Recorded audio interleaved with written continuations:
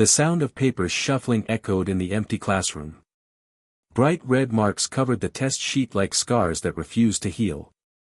At the top of the page, written in sharp, unforgiving ink, was a single word that carried the weight of a storm: failed.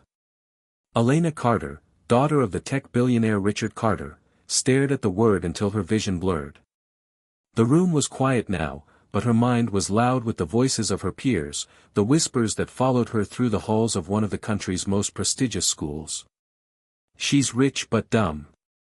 Her dad could buy her grades if he wanted. Why is she even here? Waste of a seat. Elena clenched the paper so tightly it tore at the corner. No one understood. No one ever did. They thought being a billionaire's daughter meant life was effortless, that success was stitched into her name like embroidery on silk. But inside, she was drowning in expectations, her father's, her teacher's, her own. She failed test after test, no matter how many tutors were hired, no matter how many sleepless nights she spent memorizing formulas that danced like shadows in her brain. That day, when the classroom emptied, she sat there alone with her head on the desk, the weight of disappointment pressing her shoulders down. Long day, huh? The voice startled her. She looked up. A man in a faded janitor uniform stood at the doorway, holding a mop like it was part of him. His face was lined with the kind of tiredness that comes from working too many shifts, yet his eyes held a softness she wasn't used to seeing from teachers or classmates. Elena wiped her eyes quickly. "I'm fine," she lied, though her trembling hands betrayed her. The man didn't push. He simply walked in and began sweeping near the back row. The rhythmic sound of the broom against the floor filled the silence. After a moment, he glanced at the crumpled paper in her hand. "Failed a test?" he asked gently. Elena's pride bristled. Normally, she would snap back, but something about his tone disarmed her. "I fail every test," she whispered, surprising herself by admitting it out loud. The man leaned on his broom and studied her. "Good. That means you know where you are." She frowned. "Good? How can failing be good?" "Because," he said, tilting his head, "when you're at 0, you know exactly where to start. Most people pretend they're at 10 when they're not even close. But starting at 0? That's real power. You can build from there."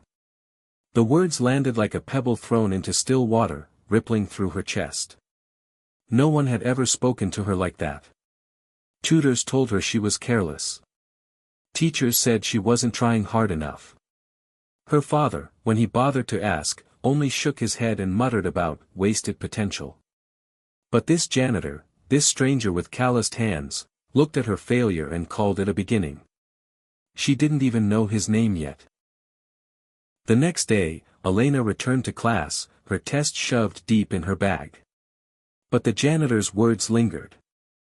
When the final bell rang, she found herself waiting in the classroom again. Sure enough, the man appeared, pushing his cart of cleaning supplies. "Hey," she said awkwardly. "What you said yesterday, about starting at 0. What did you mean?"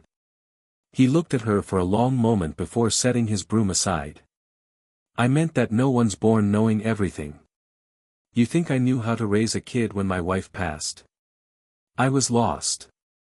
Completely at 0. But I learned. One day, one mistake, one small win at a time. 0 is scary, but it's honest. From there, you can go anywhere." His words carried a quiet strength that textbooks never held. Elena felt her defenses crumbling. For the first time, she wanted to learn, not to pass a test, not to impress her father, but to prove to herself she wasn't hopeless. "What's your name?" she asked softly. "Daniel," he replied. "Daniel Brooks. And you? You really think I can learn? Even after failing so much?" He gave a half-smile. "I think failing is proof you're trying. That's already better than most." Something shifted in her heart then, small, fragile, but real. That night, Elena spread her books across her desk. For the first time, instead of flipping through pages frantically, she whispered Daniel's words, "Start at 0." And slowly, she began again.